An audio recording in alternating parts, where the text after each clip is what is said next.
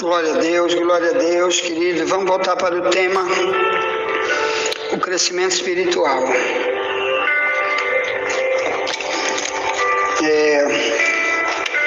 Como disse, amanhã será o trabalho baseado em Provérbios 9, 7 ao 9, sobre crescer em sabedoria. Tá bom? Nós vamos tratar desse tema amanhã, crescimento em sabedoria. E depois de amanhã já convido um novo convertido, porque o tema será baseado aí em 2ª carta de Pedro, sobre crescimento espiritual, em 2 Pedro 3,18, onde Pedro diz para a igreja: cresça na graça e no conhecimento. Então vai ser o tema de depois de amanhã, tá bom? Chame alguém para a gente estar aprendendo coisas que a maioria das igrejas do planeta não prega para ninguém. Então aqui é um lugar de aula bíblica, tá? Então vamos lá. Nosso tema está em Mateus 5,19, onde Jesus estava dizendo que quem pega o mandamento do jeito como ele ensinou, do jeito como está escrito, e do jeito como está escrito, repassa para os outros, e primeiro pratica, olha só, primeiro ele pratica, depois ele repassa. Esse daí é que é o maior. Então tudo que Jesus quer é que pessoas que representem ele, que digam que são de Deus, primeiro façam aquilo que ele já disse que é para fazer, e depois ensina aos outros aquilo que já praticam. Por exemplo, se eu digo, tem que perdoar, eu já aprendi a perdoar, já perdoo, não guardo rancor de ninguém, não tenho ódio de ninguém, para poder ensinar sobre isso. Se eu pregar para você, olha, irmão, temos que evangelizar, mas eu não vou nunca lá. Eu mando os outros, mas não vou de jeito nenhum. Então, eu não sou apto, não estou esperando nada de Deus para mim, porque eu tenho que ensinar aquilo que eu já pratico. Entendeu? Ponto. Vamos falar de lei. Aqui Jesus disse, tá bom? Em Mateus 5, que eu vou repetir, ele diz: qualquer coisa que violar um desses menores mandamentos e assim ensinar aos homens, será chamado menor no reino dos céus. E aquele, porém, que os cumprir e ensinar, será chamado grande no reino dos céus. Ao verso 20 diz: porque se a vossa justiça não exceder a do escriba e fariseu, de modo nenhum tu pode entrar no reino dos céus. Em que Jesus está falando da perda da salvação. Está totalmente perdida o menor, que é aquele que quer ensinar, mas não quer praticar. Quer ouvir a verdade e distorce por seu bel prazer. E quer ensinar distorcidamente. Aqui está dizendo, tu não pode entrar no reino de Deus. Porque justiça quer dizer cumprimento da lei, cumprimento do mandamento, cumprimento do que está escrito. E em Romanos 6,18, Paulo diz que nós somos chamados para ser servo da justiça. Então é servo do que está escrito. E ponto final. Mas que lei é essa? Que mandamento é esse? Que nós temos religiões que aprendem errado, ensinam errado sobre lei e mandamento. É porque na Bíblia existem 2 tipos de lei. Uma lei é chamada de lei de Moisés, e a outra é chamada de lei de Cristo. Então em Lucas 24, 44, o próprio Jesus chamou de lei de Moisés. Em Romanos 10, 4, diz que essa lei, o fim dela é Cristo. Quer dizer, Cristo deu uma nova lei. É como, deixa eu explicar para você. Vamos imaginar que você está agora dentro de um país que é totalmente ditatorial, comunista total. Então as leis do Brasil, o Código Penal tem muita lei para oprimir o povo, vamos dizer assim. Isso é uma parábola, uma comparação. Aí vamos dizer que entra agora é eleito um presidente totalmente liberal, que não é ditatorial, e ele vê que tem muita lei muito pesada, lei que o povo não precisa praticar. O que ele faz? Ele muda a lei, ele reúne o Congresso Nacional e muda totalmente a lei. E repete muitas coisas da outra lei que era necessário, como não matar, não roubar, e etc., não vender maconha, não ser homossexual, não ser feiticeiro, né? Que aconteceu aqui na Bíblia, irmão. Então, muita coisa do Antigo Testamento não é repetido no Novo Testamento, porque não é lei no Novo Testamento, não é lei, não é mandamento no Novo Testamento. Senão Paulo dava como mandamento, Jesus dava como mandamento, e todos os que escreveram o Novo Testamento davam como mandamento, não repetiu jamais, tá bom? Por isso é chamado de lei de Moisés, que acabou no cristianismo, morreu, tá? Porque essa lei aqui é lei chamada de lei do Espírito Santo no Novo Testamento. Na carta aí, a Romanos 8:2, Paulo diz: a lei do Espírito de vida em Cristo Jesus me livrou da lei do pecado e da morte. Então, quem falou isso foi Paulo, que antes ele vivia na antiga lei, na lei dos judeus, a lei que Deus deu através de Moisés. Mas quando Cristo veio, ele abandonou tudo aquilo para viver o que ele chama de lei do Espírito. E ele colocou aqui, na segunda carta aos Coríntios, a diferença entre essas duas leis, 2 Coríntios 3. E ele diz que a antiga lei foi tudo anulado, tudo, e refeito uma outra lei, que utilizou um monte de coisa do Antigo Testamento e outras não. Pelo contrário, outras leis o próprio Cristo deu, tá bom? Então vamos lá, 2 Coríntios 3, vamos lá. Vamos ler, diz assim, verso 6, o qual nos fez também capazes de ser ministros do Novo Testamento, ou Nova Aliança. Por isso que a Bíblia tem o Antigo e o Novo Testamento, Antiga Aliança e Nova Aliança. Que a Nova Aliança é trazida através dos mandamentos que Cristo trouxe. E a Antiga Aliança é através dos mandamentos que Moisés trouxe, que era só para judeu. O Novo Testamento, quer dizer, de 2000 anos atrás, começou uma nova lei, chamada de Novo Testamento, Nova Aliança, que vamos estudar aqui. Verso 6, 2 Coríntios 3 diz, o qual nos fez também capazes de ser ministros do Novo Testamento. Não da letra, mas do Espírito, porque a letra mata e o Espírito vivifica.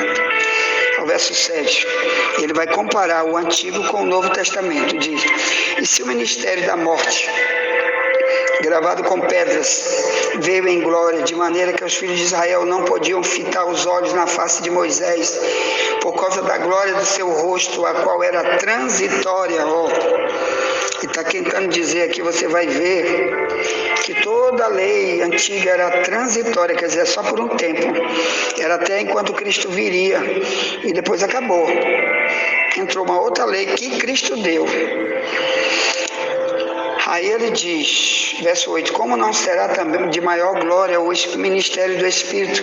Quer dizer, o Espírito Santo é que está ministrando, que está ensinando para o cristianismo, depois que Jesus veio.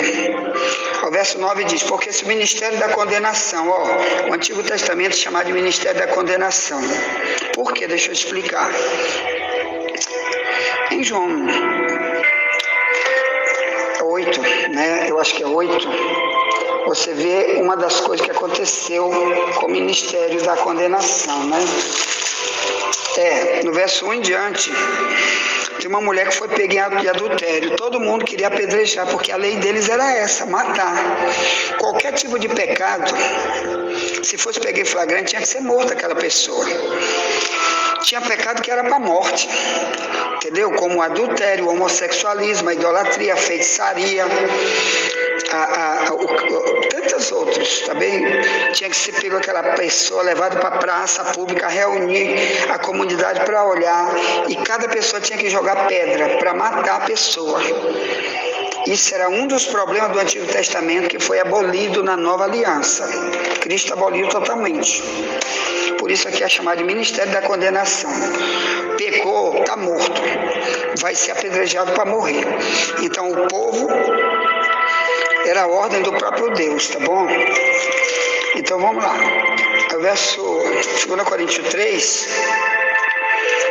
verso 9 diz: porque se o ministério da condenação foi glorioso, quer dizer, dali se formou o povo de Israel, dali eles trouxeram essa lei que depois nasceu Cristo, e Israel era conhecido com um comportamento diferente dos outros povos por causa da lei, daquela lei. Aí ele diz: muito mais excederá em glória o ministério da justiça. O Novo Testamento é chamado de ministério da justiça. Verso 10, porque também o que foi glorificado nessa parte não foi glorificado por causa desta excelente glória.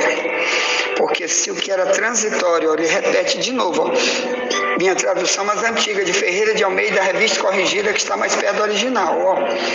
Digite no Google aí, a Bíblia está toda no Google do teu celular. Então, 2 Coríntios 3,11 diz: porque se o que era transitório, quer dizer, era só por um tempo, foi para a glória, muito mais é em glória o que permanece. Quer dizer, o que Jesus trouxe, o que o Espírito Santo está fazendo para ensinar o povo é para sempre. Não tem negócio de acabar, não, é daí para... Não tem outra religião, tá bom? Como teve o Islã, que nasceu depois de 600 anos depois, diz: olha, Deus me disse que agora toda a religião está errada, só o Islã é a única.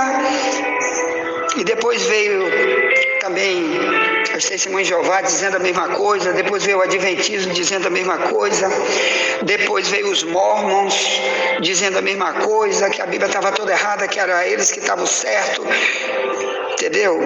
Não, aqui está dizendo, o ministério do Espírito permanece, quer dizer, todo o ensino, desde a época de Cristo até hoje, é isso que permanece para nós.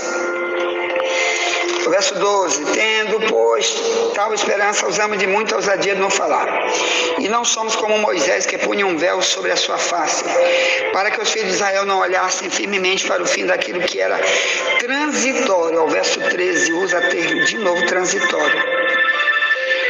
Quer dizer, não ia durar para sempre aquela lei, tinha que ser tirada aquela lei para colocar outra. Aquilo é apenas uma preparação para a outra que viria através de Cristo. Até porque a última, nunca ninguém obedeceu, tá bom? Poucas pessoas serviam e diziam: sou de Deus, sou de Deus. Mas a maioria vivia morrendo sendo apedrejado, era líder, que o falso mestre também na época de Paulo para trás, antes de Paulo ser cristão, o falso mestre também tinha que ser apedrejado. Imagine se fosse hoje. Irmão, quantos pastores não estavam hoje mortos pelo próprio Deus, por ordem do próprio Deus, porque ensina heresia. Na época de Moisés eles tinham que morrer também, pecado de adultério, né? Depois você lê lá em Deuteronômio 21 e Deuteronômio 22. São várias leis sobre matar as pessoas que não obedecem à lei deles, dos judeus. Tá bom, voltando para cá. 2 Coríntios 3, no verso 14, diz: mas os seus sentidos foram endurecidos, porque até hoje o mesmo véu está por levantar na lição do Velho Testamento, o qual foi por Cristo abolido.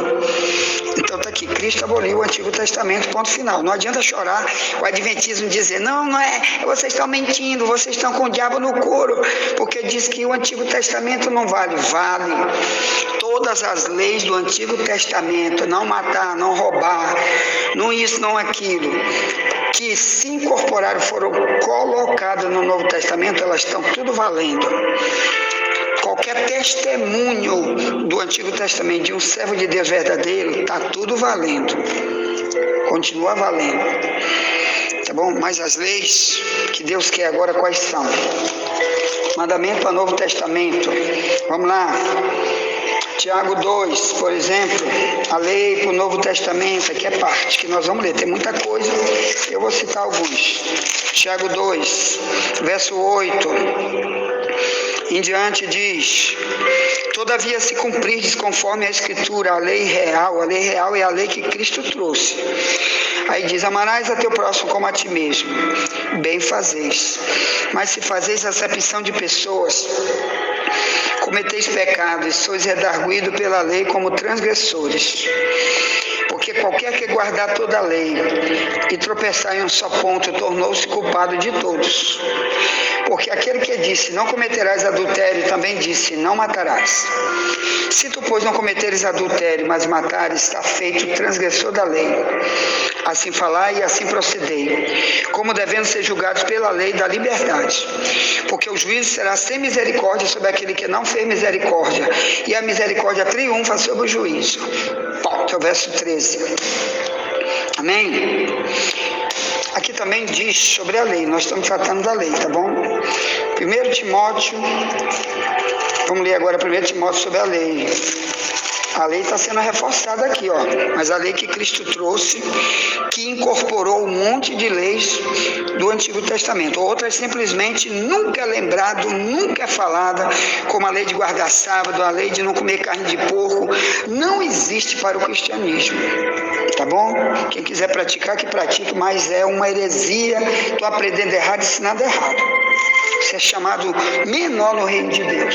Cuidado para você não viver assim por resto da vida, que você está chamando Jesus de mentiroso, para dizer que essas leis também são leis do Novo Testamento, enquanto que nunca existe isso no Novo Testamento como lei. Tá bom? O que é lei está escrito aqui no Novo Testamento. É a Constituição para a igreja. É o Código Penal da igreja, é o Novo Testamento. Aquilo que o Antigo Testamento repete como lei, então também é lei para nós. Então, bora lá. 1 Timóteo capítulo 1. Tá bem? Verso 5 em diante diz: ora, o fim do mandamento, quer dizer, já acabou o mandamento antigo, é um resumo de tudo, é isso aqui, ó. Ora, o fim do mandamento é a caridade de um coração puro, de uma boa consciência, de uma fé não fingida, do que, desviando-se alguns, se entregaram a vãs contendas, querendo ser doutores da lei, e não entendendo nem o que dizem, nem o que afirmam. Sabendo, porém, que a lei é boa, se alguém dela usa legitimamente.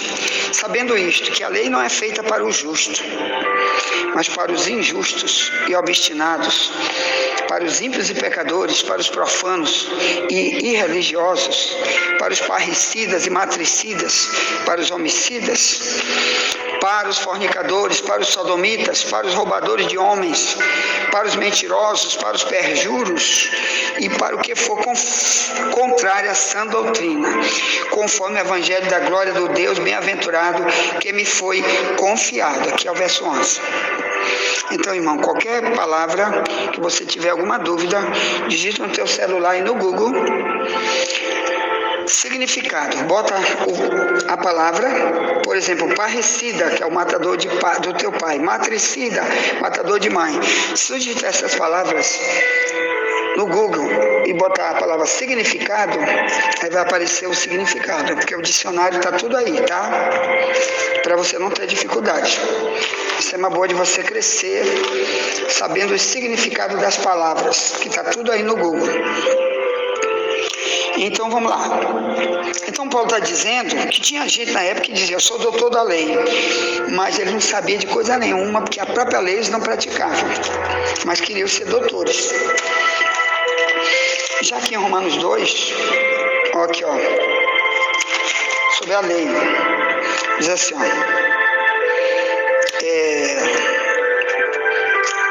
2:1 em diante. Portanto, tu és indesculpável homem quando julgas ao homem quem quer que seja. Porque te condenas a ti mesmo naquele em que julgas a outro? Pois tu que julgas, tu fazes o mesmo. E bem sabemos que o juízo de Deus é segundo a verdade sobre os que tais coisas fazem. E tu, homem que julga os que fazem tais coisas, cuidas que fazendo-as tu escaparás do juízo de Deus?